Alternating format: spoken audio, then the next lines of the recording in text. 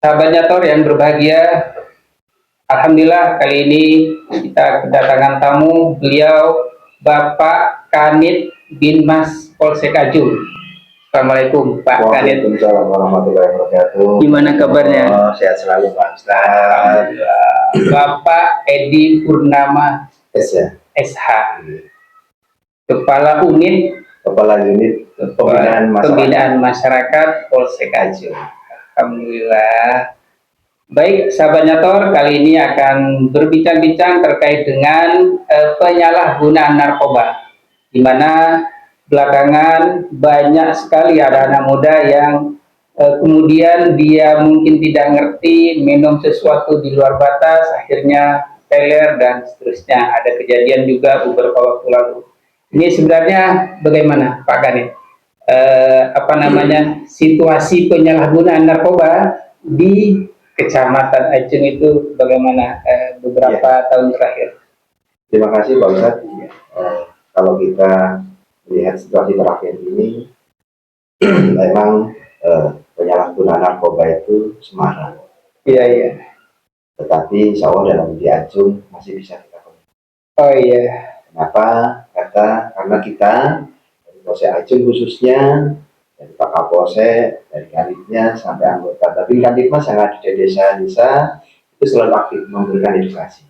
Ke sekolah, dari tingkat SMA sampai tingkat SD SMP. Bahkan kita kemarin ke anak-anak TK. Masya Allah. Jadi anak TK dikasih juga.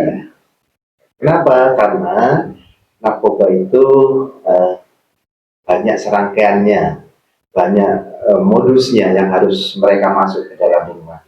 Dari anak kecil, mungkin dari pamer dan lain-lainnya, itu yang sangat bahaya, sangat sekali merusak generasi. Oh iya. Jadi anak kecil juga bisa ada. Anak kecil itu malah bahaya sekali, rentan. Kenapa? Dari permen aja yang disisipkan, zat-zat terlarang, itu kan bisa pengaruh kepada fisik mereka. Saya tidak langsung nanti ke depannya membuat mereka menjadi orang-orang yang tidak berguna, orang-orang yang tidak bermanfaat, malas dan lain-lain seperti itu. Ini memang sengaja disisipkan atau bagaimana? Jadi gini, peredaran narkoba itu masif. Iya. Peredaran mereka itu nggak mungkin terang-terangan, ya kan itu? Iya betul. Sehingga mereka berbagai cara. Gimana sih namanya merusak generasi muda?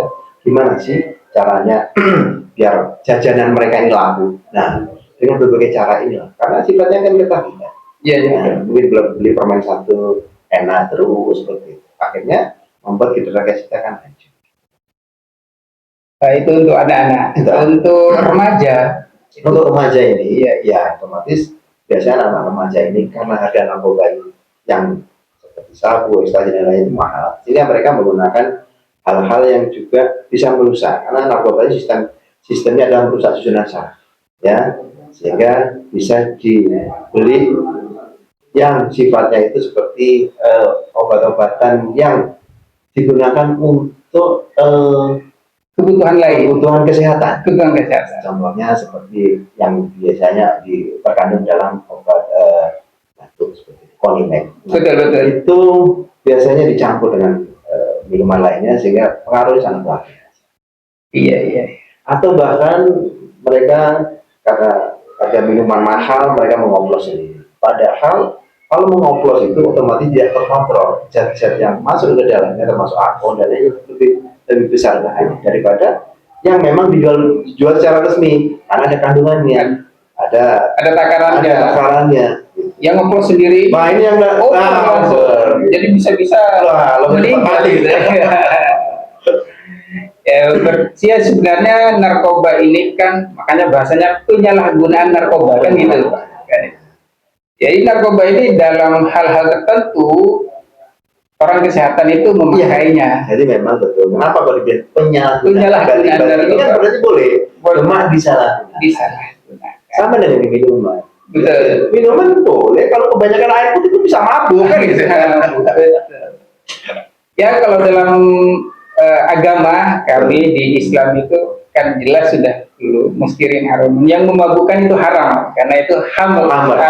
Ya. Jadi narkoba gitu ya.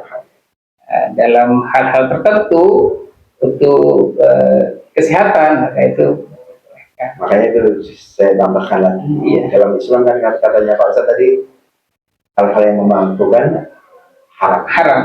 Bahkan yang berlebih-lebihan pun juga Haram, yang berlebihan juga haram. asal. Berarti mestinya kita ini seimbang ya, tidak usah berlebihan, tidak usah kurang juga. Seperti cukup ya. Itu cukup.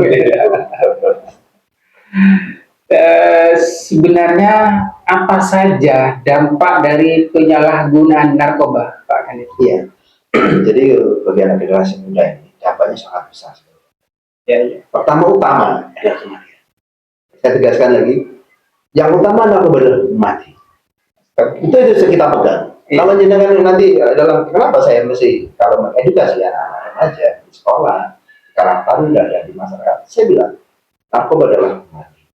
Apa jangan tawar-tawar lagi. Kalau narkoba saya bilang, narkoba pusing, narkoba gini, mereka akan mencoba. Tapi kalau udah narkoba mati, maka insya Allah nanti akan melihat. Akan menghindari. Tapi efeknya tidak langsung mati. Jadi memang rasa malas, ya, rasa ketagihan, rasa yang membuat kita ini, misalkan jenis ganja. Jenis ganja itu, saya tahu Pak Ustadz ya, sebenarnya memang di Aceh sendiri yang banyak ganjanya seperti zaman dulu itu adalah penyedap rasa. Betul, dibuat sayur ya. Bukan buat sayur, Buat sayur, buat campuran saja. Kalau buat sayur mabur nanti. Pak. Oh gitu ya. Jangan Ustaz. Jadi contoh dalam masak sayur itu dicampurkan bijinya. Iya. Atau masak sambal digeruskan, atau masak nasi ditaburkan seperti itu. Sehingga penyedap rasa, sehingga membuat kita selera makan. Kenapa? Karena saya sudah pengalaman. Bukan pernah pakai ya, tapi karena saya pernah di Aceh. Oh pernah saya di Aceh, saya lahap makannya Pak Ustaz. Harusnya kita perang, kita bergerilya itu nguras tenaga, fisiknya jadi kurus, tapi karena saya enak makan, dia sampai gemuk Pak Ustaz. Kenapa? Ada bukan berlebih-lebihan, makanya saya bilang tadi, semua nggak berlebih-lebihan. Biji ganja itu memang punya rasa. Dicampurkan beberapa biji untuk masakan itu membuat selera. Tetapi ya ini Mas, kalau berlebihan efeknya sangat luar biasa. Pertama kita akan jadi malas, kita akan tidur ya Mas. Ya, kemudian melihat orang ini Pak Ustaz bukan menjadi satu, bisa menjadi dua, tiga, bisa jadi. Kenapa? Karena efeknya kita menjadi ketakutan. Oh iya. Ya, gitu. Kalau orang musik kan goyang-goyang, dia tidak goyang-goyang, hanya melihat orang itu kayak menjadi banyak, jadi kan bisa menjadi tiga, itu menjadi lagi. Makanya orang yang kecanduan narkoba itu kan diem aja sudah, diem makanya bikin. Jadi narkoba ini yang diserang gajahnya itu ya, sama sih sebenarnya mungkin sama-sama syarafnya, tapi efeknya beda-beda. Oke, kenapa kalau yang jenis-jenis yang lain, sama morfin itu kan harus sampai di belah-belah itu karena sudah masuk ke dalam darah, kalau dia sudah nggak punya uang, dia mencuri. Ya kan itu betul. Dia udah mencuri, dia udah nggak bisa mencuri, ya tangannya lagi dari siat disilat itu disayati, jadi bisa darahnya. Sampai suatu ketika dia seperti itu terus, kalau udah nggak terpenuhi, matanya cekung, akhirnya menjadi seperti orang itu. Dan itu mungkin termasuk di desa-desa. Ajung ini kan termasuk desa ya. Sehingga untuk beli yang mahal-mahal tadi itu mungkin terbatas. Akhirnya pakai yang oplosan-oplosan itu. Ada jenis-jenis yang pil untuk anjing gila, dextru. Oh, dextru. Tempat penenang itu aja Ustaz. Jenis-jenis dextru double L dan gitu. Termasuk juga kalau minuman itu apa namanya yang jual-jual itu yang alkohol gitu ya? Iya, alkohol 70% Ustaz. Itu dicampurkan. Biasanya dicampurkan sama kerating. Kerating aja kita minum aja, efeknya tambah lama kan nggak bagus. Betul. Ini mau tambah alkohol. Kan gitu. Iya betul. Makanya kita mereview ulang kejadian beberapa tahun lalu di wilayah Ajung. Iya. Jakarta nggak salah di Ustaz ya, ingat Ustaz. Oh iya. Yang melihat malam-malam, kemudian dia mabuk-mabukan menggunakan oplosan. Bahkan oplosan itu bukan alkohol yang dijual bebas. Ya, biasanya 70%. Ini alkohol yang diambil dari satu perusahaan yang untuk insektisida. Untuk membasmi hama. Nah, otomatis kan di atas 70 bisa 100%. Nah, ini minimal kita. Padahal alkohol itu membunuh kuman. Kalau 70% itu membunuh di tubuh kita, kalau sampai 100% itu membunuh kuman yang lebih besar. Nah, ini diminum Pak Ustaz. Ya gimana? Insya Allah ya langsung Langsung meninggal. jemput malaikat maut kan gitu Ustaz. Anu ya, mungkin nggak ngerti juga kali ya. Kandungannya yang begitu tinggi itu. Sebenarnya mengerti karena mereka ada salah satunya kopi itu ada kardiowarsana. Oh, begitu.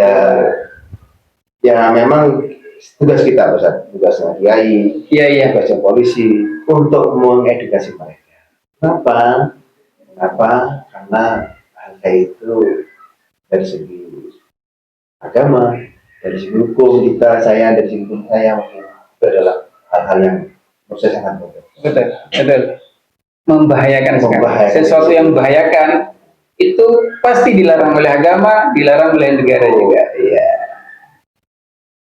Baik, terkait dengan ini, apa sebenarnya bisa ke sana itu penyebab utamanya kira-kira apa? Anak-anak muda ini terutama ya, remaja bisa terjerumus ke wilayah itu, ke circle itu gimana itu? Banyak faktor menurut saya. Ya. Menurut saya ya. Ya, ya. Kita pernah muda kan Ustaz. Betul, betul. Kalau Pak Ustaz tiba-tiba tua kan kita pernah muda Ustaz. Jadi kita pernah melalui masa-masa itu. Dan Pak Ustaz kata-kata bahwasanya masa muda adalah masa pencarian. Masa pencarian jati diri. Jati diri. Ya itu Ustaz apa? Saya pancing langsung seru. Anggap aja kita berjalan di jalan simpangan, mana yang kamu pilih? Kita mencari jati cinta. Kalau kita salah ini kita terjatuh. Kalau kita benar memilih fokus pada yang kita inginkan, masa depannya kita akan mencapai yang kita inginkan. Masa depan seperti itu. Jadi intinya anak-anak masih mencari diri. Siapa? Untuk apa dan bagaimana? Terus siapa saya kan gitu? Siapa sih? Karena mereka itu kadang-kadang mencontoh apa yang difigurkan. Yang difigurkan. Kan gitu. Kan gitu. Kalau kita insya Allah sebagai muslim mencontoh Nabi Muhammad semua, insya Allah kita selesai. Ya, kan gitu Ustaz. Ya. Kadang kan namanya manusia ada yang ingin jadi Superman kan gitu Ustaz kan. Ada yang ingin jadi seperti ini dan lain. Contoh yang beda-beda. Beda-beda. Ingin tampil beda, mungkin gitu ya. Seperti kan mencari jadi. Nah, kedua lingkungan. Oh ya. Lingkungan itu sangat penting juga dalam kehidupan kita berbangsa dan negara. Apalagi kita baik, misalnya kita baik. Dengan jelek, ya akhirnya tidak jelek. Makanya ada pepatah mengatakan jika engkau kumpul dengan penjual minyak harum, walaupun kau nggak semprotin dan nggak beli pun, kamu akan diberikan. Jadi kalau kita kumpul dengan ulama, dengan lingkungan yang baik, insya Allah kita ikut baik. Kamu kumpul dengan lingkungan yang berkaitan dengan narkoba, lingkungan yang buruk, lingkungan maling dan lainnya, kamu pasti ikut. Gitu Mas. Ya berarti lingkungan juga ini ya. Sangat tidak hanya tugas pemerintah dalam hal ini kepolisian dan kita dan juga lingkungan ini Mas. Lingkungan itu kita harus jangan melihat tetangga itu begini, jangan. Kita harus melihat dari lingkungan paling kecil. Apa itu? Keluarga. Setuju banget. Wah, luar biasa Mas Ali. Betul Mas. Keluarga. Betul. Keluarga lah yang lakukan. Kalau hanya Pak Guru ya, itu berapa jam sih dengan teman-teman? Tapi lingkungan keluarga dari kita bangun sampai tidur kita di situ. Kalau keluarga kita mencontohkan, membuat aturan yang bagus dan lainnya, timbul kasih sayang dan lain, insya Allah anak kita akan baik-baik saja. Tapi kalau orang tua kita cuek, mereka dibiarkan main HP, keluar nggak dibatasi dan lain, insya Allah ya akan negatif sih. Ini kan maksud zaman kita muda? Iya, iya betul. Kalau hari Minggu tidak boleh keluar. Ya kan? Tapi beda kalau sekarang. Sekarang beda kan? Kalau Senin, kalau misalkan dari Senin dulu kita ke sekolah sampai Sabtu Mas. Iya, sampai Sabtu. Sampai sekolah jam 11, jam 1 atau jam 12 pulang, itu waktu pulang. Kita tidur siang, sore bersih-bersih rumah. Ya, halaman luas kita sapu-sapu, kita siram. Habis maghrib kita ngaji. Itulah lingkungan saya Ustaz. Didikan keluarga kita ini. Dulu habis maghrib itu harus ngaji. Harus ngaji. Dari maghrib sampai isya tidak boleh kemana-mana. Betul kan? Sekarang jarang. Nonton TV dibatasin. Kalau sudah dunia dalam berita jam 9 kita wajib tidur. Betul. Kalau sekarang jam 2 pelaku masih anak kita masih berada. Itulah bedanya. Dari mana? Berarti dari luar. Dari keluarga. Makanya jangan salahkan anak-anak kita nanti seperti itu. Terbitnya adalah kita. Maaf tadi. Jadi tersentuh. Jadi sebagai bapak Ya, punya tanggung jawab kepada anak, sangat kuat. sebagai suami punya tanggung jawab kepada istri. Iya. Astagfirullah. Kalau anak kita sering main HP, berarti bapaknya juga main HP. Kita juga, betul nggak? Nyindir. Iya, Bos. Gimana? Kenapa? Kalau kita ingin menegur seseorang, cerminlah diri dulu. Kan gitu. Iya, iya. Mungkin juga karena semacam coba-coba, apa betul juga? Ya, makanya tadi namanya yang paling fokus tadi kan dari pertama dari anak itu secara apa ya, secara psikologis Iya. menjadi diri, Ya, perkembangan usia, iya. kedua adalah keluarga. Coba-coba itu diantaranya adalah dalam psikologi tadi, yang pertama dari faktor pertama tadi. Karena ingin jadi diri. Kalau saya bilang tadi, ini jalan ilmu ke neraka, jalan ke surga. Kalau kamu salah dalam melangkah dalam titian tadi, otomatis kamu akan coba tak coba-coba. Ya udah. Makanya saya bilang tadi dari awal, narkoba efeknya adalah Mati. Narkoba efeknya mati. Ini kata kuncinya. itu Ustaz. Karena narkoba ini apa namanya membuat kecanduan, maka jangan sekali-kali kita mendekati, Apalagi apalagi dicoba. Karena sekali mendekati kita kepingin lagi, susah untuk keluar dari situ. Ini insya Allah ada hadisnya. Ustaz. gimana? Maaf ini, kalau salah disalahkan kita aja. Bahkan ditegur banget itu. Gimana? Jadi kita hampir sama lah. Jadi gini, sama dengan zina misalnya. Iya, iya. Jadi ada hadisnya mengatakan jangan engkau mendekati zina. Kata Ustaz tadi jangan engkau mendekati orang. Kan itu saya samakan ini. Jangan mendekati zina. Janganlah engkau sekali-kali mendekati. Ya kan? Iya, iya. Sekali kau melangkah, ujungnya kamu akan tergelincir. Dekat aja sudah tidak boleh, apalagi sampai Itu. nempel ya. Itu jalan kau mendekati. Sama. Ustaz. Ya, ini penting sekali, terutama untuk kita sebagai orang tua. Kita harus menjaga lingkungan kita, anak-anak kita, keluarga kita, agar anak-anak kita selamat dari penyalahgunaan narkoba. Mungkin ada saran-saran dari Pak Kadep untuk masyarakat Tanjung khususnya dalam hal ini terkait dengan penyalahgunaan narkoba. Ya, terima kasih Pak Ustaz.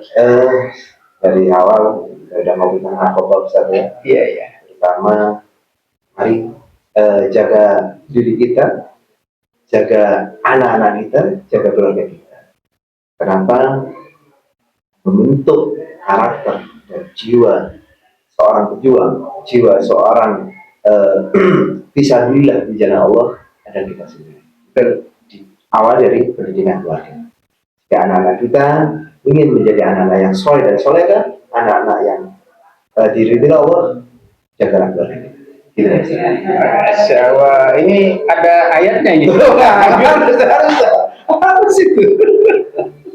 Artinya itu jagalah dirimu dan keluargamu.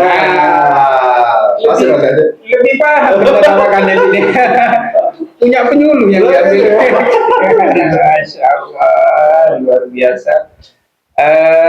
Demikian mungkin obrolan pagi hari ini, Pak Kanit. Mudah-mudahan nanti bisa ketemu lagi, bisa lebih mendalami lagi terkait masalah-masalah di sekitar kita.